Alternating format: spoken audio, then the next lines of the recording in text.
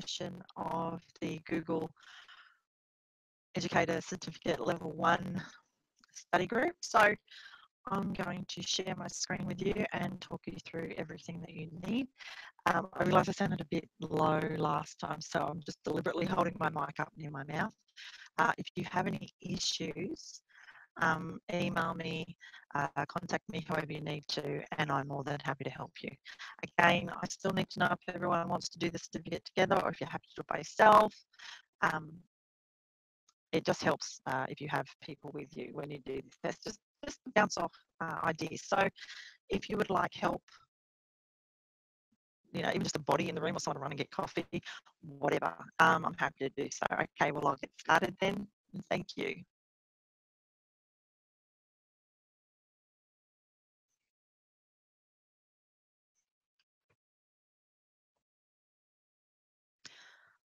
Okay, so I'll just set this up now for you. So we are doing units 10 to 12 at this moment. Now, this talks about YouTube. So YouTube is wonderful in the fact that you have filter options. You can filter the playlist, the channel, the duration, the relevance, the rating. So last week we looked at searching and the options to find videos that were 4 minutes long or 20 minutes long, etc. In here, as you can see from the picture I put up on the screen, you have a short or a long duration. It can be a movie, a show, etc. for the result type. It can be uploaded in the last hour in this year. If not, it will be, everything they have on, say. You can look for high definition. If you have students with a hearing impairment, it can have closed captions. Creative Commons means it's free to use, and so on. Then we have sorting by relevance. So again, if you're looking up molecules, well, that's important. So therefore, you would select relevance. If you were looking for things like news, you could look at the upload date, etc. And there's also a link to YouTube Edu here for you. Okay, so when we're teaching and we can use ClickView or we can use YouTube. The thing about YouTube is it's free. ClickView, you have to have a subscription, but don't discount that by any means. ClickView is a great resource. But as you can see here, I've created a playlist now. It's called Daily Literature, and I've had videos put in there for my Year 7 Aboriginal Studies unit. It was a great little thing. I could find videos that had Dreamtime stories, Mabo, and lots of, even segments from Brand New Day. And the Quinkins, which is another great one, and Bus Decos. So I put them there because then it saved me searching around for things. They're in that playlist solely for my class, and it's fantastic. So you can save another person's playlist by adding add to, which is beneath the playlist here. It'll pop up over here. As you can see, I've got a vector art, I've got my daily literature, I've got the stereotypes and the racism folder. That's grown heaps now because this is on my old account through my old school. So there's a lot more on my GEC account, and there's even more on my department account. Okay, so one way that we embed playlists, this is in Google Docs and in Google Slides, is that we go to Insert. So if you open up a Google Doc, you'll have the file, the view, and the Insert. Go to Insert and select the video option there. Now, if you have the web address or the URL for YouTube, you can just cut and paste it in there. If you don't, you can go to the URL option and search for molecules, and you may well find that same video that you were going to use for your class, but you forgot to get the URL for. So once you've done that, hit enter and then click insert, or hit enter. And it will make it so much easier. So when you're in PowerPoint, you can't play the video straight away. When you're in Google Slides, it will play the video. So you need to remember that. Now, when it comes to Google Docs, it could, no, hang on, it's not Google Docs. Oh, I've got one of those days today. In Google Slides and Google Sites, these are great resources to add. Again, I've used my Google Site for assessment. I've included videos of student work. And for my Digitech classes, students are able to upload on their Google site for assessment videos of their evidence.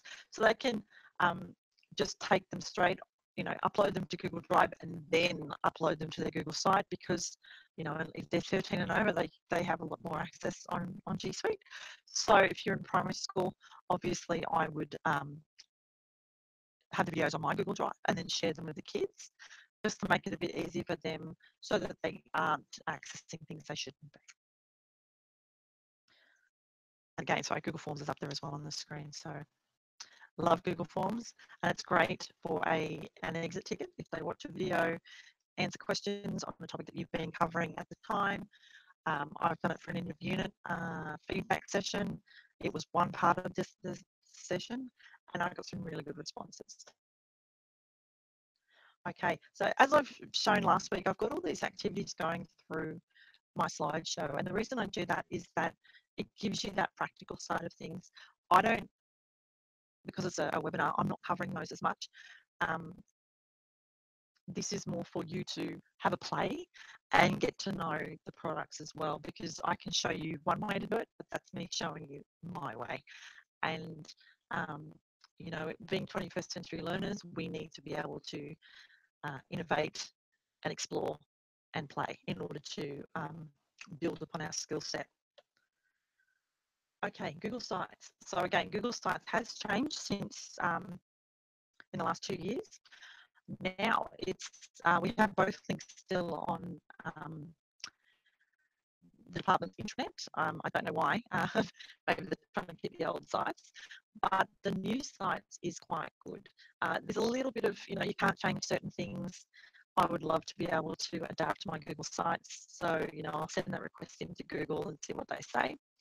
I've used the Google sites for class pages.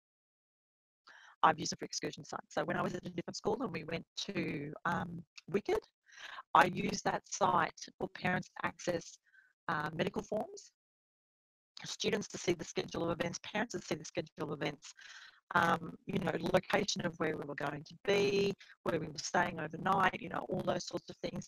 And it saved me having to send out a note every time there was a change, which was fantastic. So you can look at that. I also did Tournament of Minds, so I used it for Tournament of Minds. I have a gig site for Gig Canberra, so it's got to be updated again, because see, look at that Google Plus is a bit old in that little image. So I will fix, when we have time, we never have time as teachers, fix that up. But usually you can insert YouTube videos, sheets, slides, and docs to the site. You can link things from your H drive or your G drive. You can upload those to your Google site. It doesn't have to be through your Google Drive, but again, it may not format as well. So it's always best to check it before you upload it. And you can share this site with people, or you can share one page of the site with, say, one person and everyone else has access to everything else. I've done that for my curriculum site for my executive. So my student site, where they all have access, and one page is only accessible to the executive teacher of my faculty and another ICT teacher. So they've been invited to look at that one. So you can actually shut down certain parts of your site solely on invitation only. Okay. So activity 7 was looking at a blank template. Now, you used to be able to pick the templates, pretty colors, etc. Now you can manipulate the Google site header image. You can have not columns, but you'd actually have to manipulate the text box first. And then once you put images in, they don't sit next to the text box, you have to move them. I find that a bit clunky. As I've said, there are things that need to be changed, but again, it is an easier system to use than the previous Google sites. So really just have a go at using Google sites if you've never used it before, or if you need a refresher, follow the steps that are on activity 7 and see how you go. Okay, so presentations. Now, we've all been in presentations that are really boring and a snore fest. and this is probably one of them at the moment. So you're forgiven. It's 6 o'clock on hump day. In Google Slides, you can insert YouTube videos, images, and infographics. You can put word art, you can have shapes, you can link to other Google apps, including websites. Slide Carnival is a great resource in terms of, we've got the slides already given to us and options to look at the actual each slide and change the background. But if you go to Slides Carnival, you can have access to a whole lot more of these Google Slides. So you would have a look. One of them is You're the Dog, because it's coming out. She's You're the Rooster, so they created a Google Slide set for that. A whole pile of them are named after Shakespearean characters. So there's a Puck one and a Miranda one, and they have obviously different backgrounds. So, open it up, have a look. If you like it, you can then add it to your Google Drive, and then a copy will be put in your Google Drive. Just because some of the templates, after a while get a bit stale. So have a look, check it out. You may or may not like it. You may decide, you know what, I'm going to do my own thing, and that's fine. But again, for kids, because you know how they love to make everything pretty or chaotic, this might be an option if you want to set a set template for the kids. And then you don't have to worry about any further dramas. So see how you go, but check out slidescarnival.com if you would like some further slide decks. Okay, now Google Slides, you need to look at, again, boring slides. I'm going to show you, if it decides it wants to open, of course, this lovely Google slide before and after. And what I mean by making, a makeover. So when it finally loads, I've had lots of presentations as teachers where students have had a white background and this sort of image that sits in front of us. Now, I'm a very visual person, so for me, this is boring. It doesn't encourage me to want to read the slide. It doesn't show me that the student actually took the time to put this slide together. I mean, this could have been done in 2 minutes before it was due. So, there's a way to present. And again, we see kids reading off their slides and literally facing the white, the projector or the active board. And that can also be frustrating. So having something that's visually exciting can stimulate the kids to stop reading from the board. But I'll show you the next slide. So as you can see the difference, we've got an actual image and things are labelled, and the 2 dot points are put on different sides of the presentation. Visually stimulating. Now that comes down to, when I taught English, was actually showing kids a presentation and doing it badly. And having that discussion with them, well, why is this a bad presentation? What parts of this are bad? Putting a whole screen full of writing, or having too many pictures with really weird coloured fonts on them that you can't see what the writing is, and because they clash, and the layout. So you're looking at that, and then what about the notes, and really having those really rich discussions with the students as to what their presentation should be like, as opposed to, oh, just get up there and, okay, you didn't do this right, but doing it in front of them first.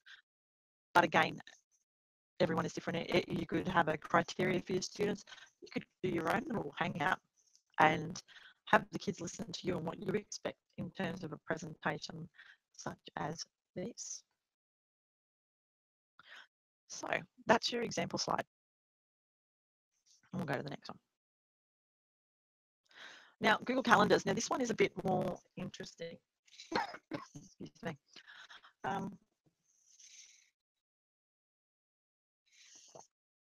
I've noticed in teaching with Google for the last 2 or 3 years that some staff are still stuck on the Outlook calendar. Now, whilst the Outlook calendar is great, you need permission to look at other people's calendars to schedule meetings, and it's a pain, particularly when you want to just get it locked in, get things done, organise your day. About organisation, so I love Google Calendar because I'm able to add many of my calendars. So I have a Google account, my gig account calendar attached to my department calendar, my running calendar, the school calendar for both of my children attached. So they all sit and flow in one main calendar. And it works. I'll actually show you my calendar and you can go, oh my God. Um, but if you want to create a calendar, obviously you can hit the create button and go from there. Then you can set the event. So it could be year 10 science, lab 2, 10 till 11 on a Tuesday, every Tuesday, and have that rotate. So you can put your school calendar in. The beauty of having a 2-week calendar, a timetable, sorry, is when you put it in calendar, you just do it 5 times each week, and then you don't have to fill in the 10 weeks of the timetable because it does it for you. And that includes when you put your duties in as well. So we can add people via the event, and I will show you how to do that now. So if I go to, I do have my Gmail up. So again, Gmail, really important in terms of the exam. So being able to manipulate Gmail easily is really, really important. So what I'm going to do is I'm just going to go back and double check. Sorry, I got slightly distracted. My phone decided to ring. So it's asking us to open the email, click on the more drop-down menu and select create an event. Okay, Gmail. Oh, and you can also see tasks if you wanted to open up tasks. There's an option. See, make reservations for dinner. So I'm just showing you things as we go along.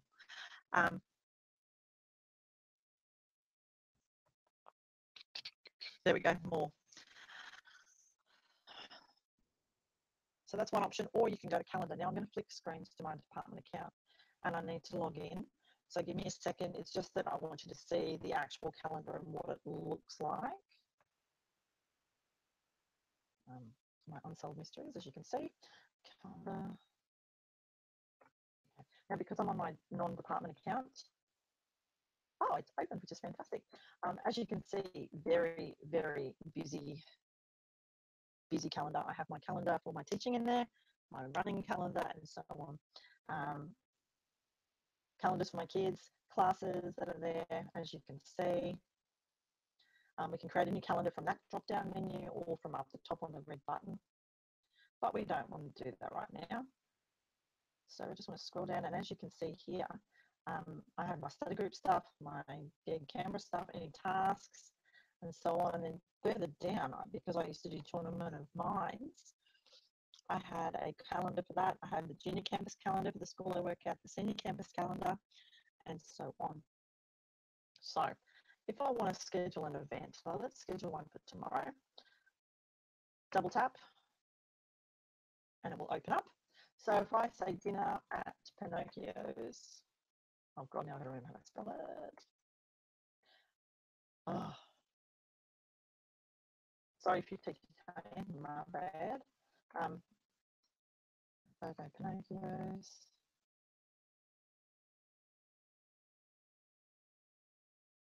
I can't spell. And it comes up with all these American ones, but I don't want that. So we want Pinocchio Torrens. We're in the Pinocchio Chino. Oh. I don't want it to be an all-day event, obviously, because it's dinner. So I would set it for 8 o'clock, and automatically the default goes to 1 hour later. Now, that's not going to work because dinner, we all know these things. So if I click on that, it can have it in 30-minute increments. So I'll do 10:30, and that's really good. So now down the bottom, if I scroll further down the screen, as you can see, it says show me as available or busy. So busy is the default. Visibility, the calendar default is public. However, because this is my work calendar and 15 different calendars at once, I'm going to make it private.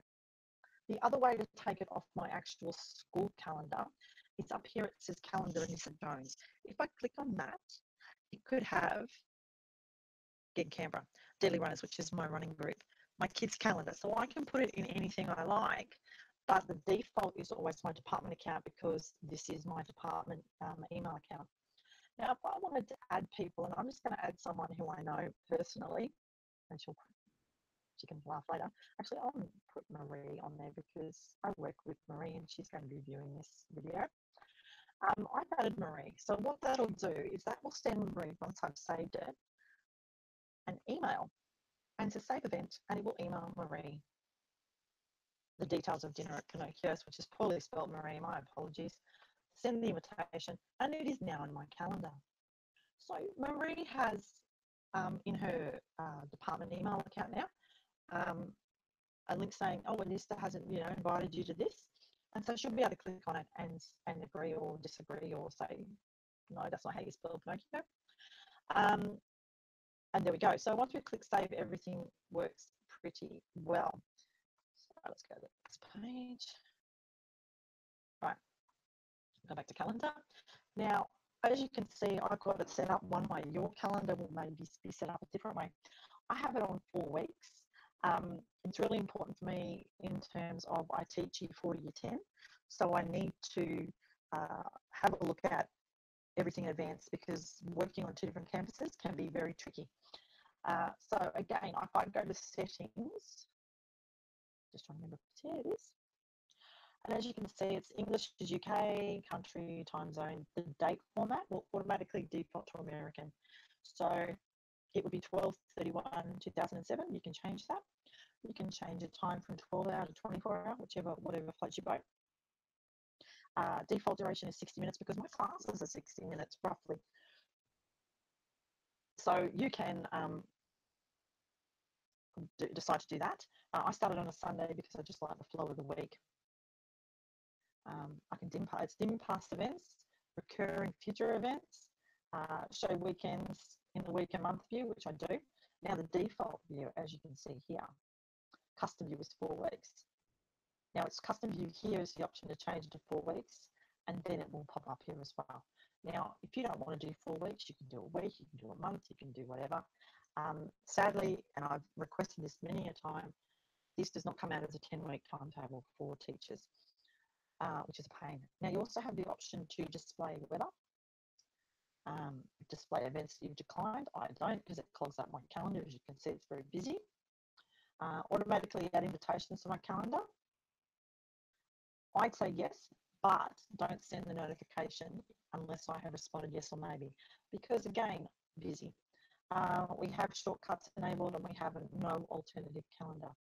So that's my school one. Now, you also have the option, if I can find it right now, I can share this calendar and add it to my Outlook calendar. Now, that's a whole other process, but I can fix that later. Now, I have it on my mobile phone, and Labs is an option where you can have one-on-ones, the year view, change your background image, be free or busy, and so on. Now, a lot of these keep changing. They keep deleting some, adding some, and it's frustrating. But some of the labs are good. Others are a bit of a hit and miss. Okay, so you've got that. So let's go back to calendar. Now, if you wanted, just hypothetically, you wanted to check someone's calendar out, what you could do is, you don't actually see their calendar online. You could just, I'm putting him again just because I know you. So I put Marie's email in here, and what it actually does is if I scroll down, I can find it because that's so many people. Okay, you can see who's on my thing. Okay. No, where are you, Marie? You're down the bottom or you're somewhere up the top. All right, so if I have added someone, obviously Marie's is now green, it would show anything she had in her calendar alongside mine. And what I mean by that is, see if I can find someone who actually has their calendar up. And I think I know who. Again, I know this person personally, so she will not have an issue and hasn't had an issue with me showing her calendar. Okay, so as you can see, Kelly's is pretty dead too. And last year she had a great calendar, now it's disappeared. So it's kind of sad. I'm trying to find an example for you. So my apologies, let's try my old executive teacher. Nope, she doesn't have it either. See, this is why we need to have Google Calendar up, people, because as you can see, it's a great little tool. But there's one part of the tool that I didn't show you when I was organising the dinner at Pinocchio's. I'm going to edit that event for you right now. Now, we've got event details and you've got the where and map, etc. Now, finding a time, and this is important, this is why people need to have their Google Calendar up. Because if I said, right, Marie, we can meet here, because see how it's all blocked out. This is the time for our dinner. But you know what? Marie's like, no, I can't make 8 o'clock. Can we make 5 o'clock? And see how it's changed, because I clicked on the 5 o'clock row, and that's where the dinner will be. And as you can see up the top here, it's changed from 5 to 7:30. And then all we do is go save. Now she can add a note and say, oh, look, I'm sorry, I had to change it because I had this on it at 8 o'clock, blah, blah, blah. And then I just hit save the event. An update will be sent to Marie, where you can choose not to. And there you go. So let's close that. So that's another option for you if you want to book meetings. And I know that we're all busy, and I know we have lots on. So if people are using Google Calendar, it saves time trying to hunt down, oh, is everyone off at 2 o'clock on this line if you're a high school teacher? Or does everyone have Wednesday afternoon free if you're a primary teacher? It really cuts out that stress of organising meetings, because you can see the calendar and then you can make the meeting accordingly. So it's a really, really great tool. But because I don't want to harass Marie with an email tomorrow, I'm going to delete that. Delete and update Marie, getting 3 emails from me tonight, sorry, and go back to our presentation. Okay, so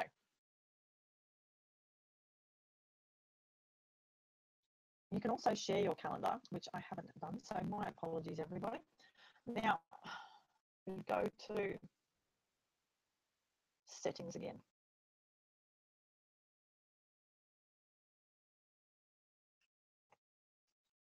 Settings, where is that? It's in calendar, sorry, my bad. Now, if I click on the shared edit settings option, I can share with specific people. Now, as you can see, I've shared with my GEC account, because this is my work account, and my work account emails there. I can also share this with, see, add persons. So your ITO, if they have a school calendar attached to Google Calendar, they're able to do this quite easily. Now, I can share it via email address. I'm not going to show you now, but that is one option. If you want to do that, that's fine. That just means that person sees every update. But realistically, when you edit your calendar and someone's got you down on the other calendars, they can also see that edit. So it's sort of a moot point. There is a more option here, but it's just a print or refresh. It's nothing really, majorly useful. Now, it can be used offline, and you can have different types, whatever, you want to view the density of it all. But it doesn't, to each his own. What have I got? I have that comfortable, I think. So not much difference between cozy and comfortable.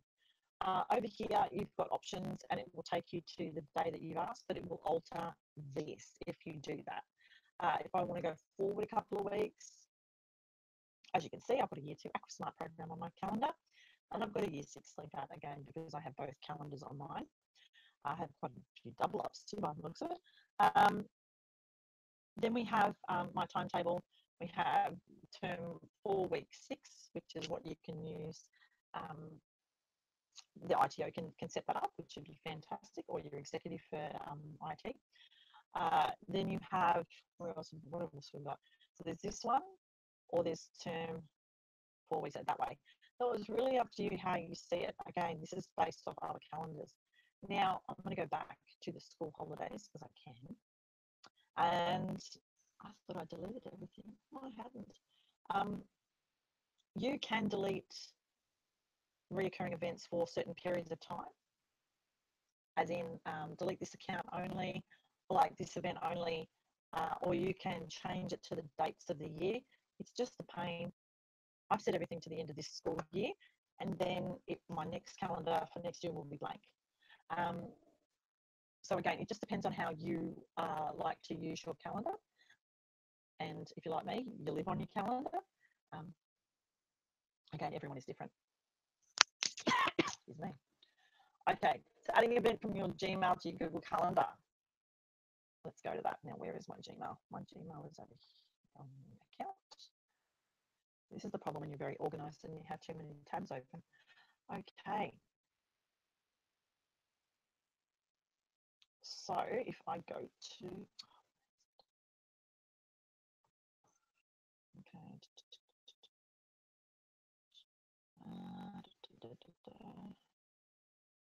do a compose. Marie, I'm using you as my example all the time now.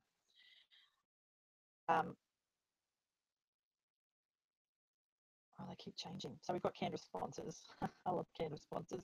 Basically, it's just an automatic response. We have it in Outlook if you're away from work. Hi, I'm away, blah, blah, blah. That is not what I wanted. So my apologies. They have changed this a little bit. So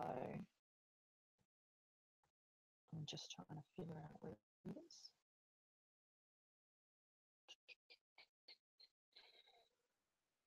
That's my Hangouts option. Yeah, that is. So we don't want that. More. No, it's not going to come up there either. Okay. There will be an email that you get sent that says you can set up in your Google Calendar. So here where it says video call, you can do it that way, and then you have a link to go to your video call as an option. Yes, I want to discard that. Thank you very much. Okay, and they're changing the test very, very soon. So if you don't do the test this term, it will change, and then we have to, add new things in because they keep updating. All right. Now, the waffle, again, we have our grey waffle, which is the array that sits up the top near our name here. What needs to happen is that if you have it open in a new tab, oh, look, it's lovely. It's a Google Day today for electronic music. Over here is the coloured waffle, and the coloured waffle is the App Store. So if we click on that, this is what pops up. So anything that I have added to my account is here, so sticky notes, etc. So let's go back to the slides. So you have the Chrome Store, and you can add add-ons, or you can add on extensions. So let's click on the web store. Now, usually when I teach this bit or demonstrate this bit, I get everyone to just have a search themselves. There's some really good things that read and write. Let's have a look if it's still there. Again, things keep updating. So, you might want to check, Boomerang for Gmail. There we go. No, thank you. We don't want that. I'll read and write Google for Chrome. Now, in the department, we all have access to this. It's an extension. It sits up the top here on the bar on what's called the Omnibox, to be honest. And it's fantastic. But we also have add-ons, and the add-ons are attached to the G Suite stuff. So what I mean by that is anything that sits here that I go to add-ons, I can get add-ons from here, or I can get add-ons from the Chrome store, but it's a little bit more tricky. So I would definitely go through Google Sheets, Google Slides, Google Forms, etc. For extensions, use this. Now, this one here is a Google shortener for the web address. So when you have really long web addresses for kids, it's a good idea to have this extension so that you can shorten it. So if I click on that, it'll shorten it. I just copy it. I can make it a QR code, and then the kids can then have access to it. And it saves them having these really big web addresses, and also you, because it can be a bit of a pain. So go back.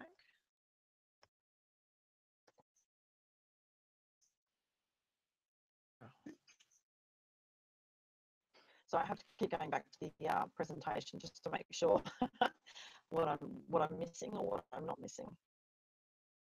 Okay, so that's Google Play. We don't want to go to that yet. Now, if you have a look at the Chrome Web Store, it really depends on your subject. So if you're an English teacher, Grammarly is great. If you're a teacher who loves Pinterest, there you go. It can save Pinterest for you. Google Keep is great. It's like a to-do list. You also have Office Offline. If you wanted to create videos, you have Screencastify. You also have Zoom Scheduler, which is another one. Honey, which would be awesome if we had coupons in Australia, but sadly we do not. As you can see, some of these are very American. It's really about just searching for what works for your class and your kids. Anytime you use a new add-on, not add-on, sorry, you use a new extension, you need to get permission from parents. Now, the department has a template, sort of. Alfred Deakin has used it, Caroline Chisholm uses it, of what apps or extensions that the students will use over the year. But again, you have to update it. So if you use more apps, you have to send that note home. If you would like a copy of that note, I'm happy to send it to you, which has been approved by the ICT guys in the department. So that would save you doing all of that, which would be fantastic. Again, we are time poor, so it's really, just feel free to email me and I will gladly send that to you. So when you do go through the App Store, just have a play, see what works. Again, if you have students who have learning difficulties or special needs, there are options in here as well. And look, G Suite training is an option too. Okay, so Google Play.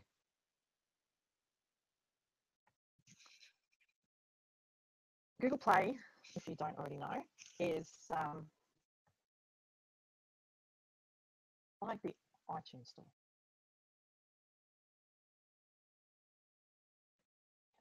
Except it's awesome. No, it's still good. So as you can see, there's movies, etc. Apps are there, music, books, newsstands, devices, and so on. Now, because this is not a school account, I would have access to a lot more. Students won't, obviously. You want to use it for. So very simple, play.google.com. You can have a wish list, you can buy gift cards, you can find stuff. So if we go to searching, EDU, education, there we go. See what they come up with. How children succeed. So growth and mindset, Carol Dweck. So if you are interested in professional development, you have the option here through Google Play. I'm just spinning professional development at the moment. Newsstand, educational magazines, Raspberry Pi. Tell I'm an IT nerd. Music education, I don't think Pearl Jam will cover it, but there's some apps here as well. Khan Academy. I haven't used Curiosity. I'm very curious now to use it. Lumosity for your brain training and so on. I don't think reading is attached, but it would be good if it was. It should be because it's a great program. So Google Play is very quick, simple, easy to use. So we have about 20 minutes. So I'll try and get through units 9 and 13 and a few extras.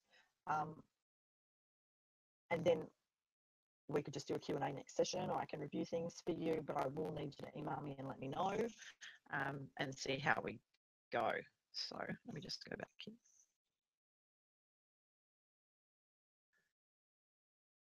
Oops. For some reason, my screen share decided it wanted to be special. Okay, there we go. So, camera is off apparently. Why is the camera? I am screen sharing, and I do want to present to everyone. Thank you. Okay, just because it's being extra crispy. Again, this will be available on YouTube for you to watch at any time after this has ended, and you can use it to do your own stop and start watch as you go. Okay, so let's go to units 9, 13 and a few extras. Now, I showed you last week how to surf the Googleverse, and I shared Penny's presentation with you, the Gig Leader of Adelaide. When you're researching in Google Apps, there's an option to hit the Tools button and research, and there will be a column that appears on the right-hand side, and you can search for certain things. Now,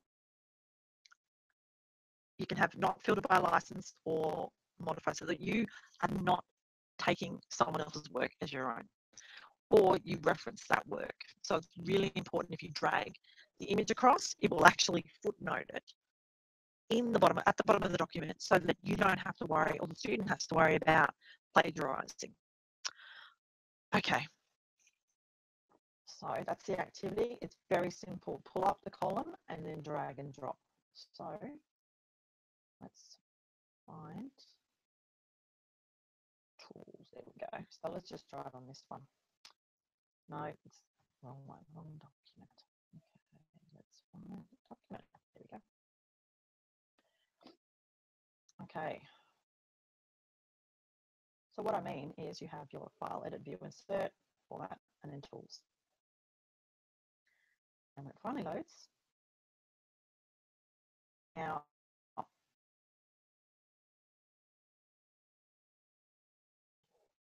I love the translate document. Spelling explore. Now here it is. That's right. It's changed to a star. So the explore is now the research tool. I know. See, I told you they changed everything. So search doc. I want to look up Google. It's a checklist, and it will open up a web address. Now I don't want that. I want an image. So all I do is drag it across or insert. There we go. It's changed so much in like a little bit of time. Now I don't need that open anymore. So I'm going to check if it's been footnoted. Oh, it hasn't, which is kind of sad. Oh, look at that. It's done it several times. Now I don't need that. I don't want that because it's taking up room on my list. Now it's saving back to the original document. So we're good to go. No, I don't want that. I need that one. Okay. Now the revision history, this is really important. So if you have some children that you're sharing work with and something's deleted or someone's written something inappropriate, you can do the revision history. So see up here, it says last edit was 6 days ago. If I click on that link,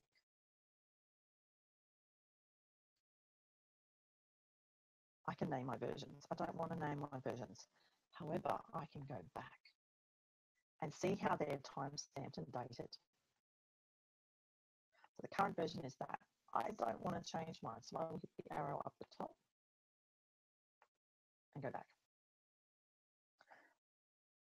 Too far by the looks of it. Okay, so when that happens, it's as you saw my name, it had a little coloured box next to it. Each one of those will be a different colour depending on how many students are attached to that document. So if you share a document for the kids to write in using obviously the table option, so it doesn't turn into chaos, it will clearly identify by colour and name who's done what. You can then look at having a more specific revision history. It can be a generic one like 5 kids looked at it at this time, blah, or then you can go into actual in-depth and it will colour code where each student has made the changes. Okay. And I've had students take over a template of mine because I didn't view it only and edit it. So then I've had to go back to the original document. I made a copy of the work first, sent it to the student because I'm a very nice teacher apparently, and then gone back to my original document. Okay, Google Sheets and Forms. So we use Google Sheets and Forms. We can use it for a gradebook, checklist, data collection, and we can use rubrics. Now with Google Sheets, we can use Docbooks and Rubric, which are our rubric creators, to then send off to our students their rubrics in electronic form. It's a fantastic way of doing things. Now I use Google Forms for a checkout or a check-in, or a what do I need to improve in this class, or how did you feel about your assignment, and do that, reflective thinking activities with the kids. You can also use it to enter data for attendance.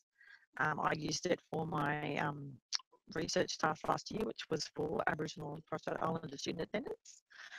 And I was able to then create pie charts, etc., automatically through Google Forms that were I took screenshots of and I attached them into documents, and I was able to show, attendance fluctuations around certain times or assessment improvements. So it was really, really, it's a great way of doing things. Again, visual learner. So for me, it's brilliant. Okay, formulas and sheets. Now, one activity is that on here on this slide, is a sheet, and the sheet is asking for sorting the range of data. So you would look at the data tab, and then you would make sure that the range that you want is highlighted. The range means the column or the rows of data that you would like the range to be. And then you look at visit account. We'll see on my example, it's a visit account, which you have linked to as well.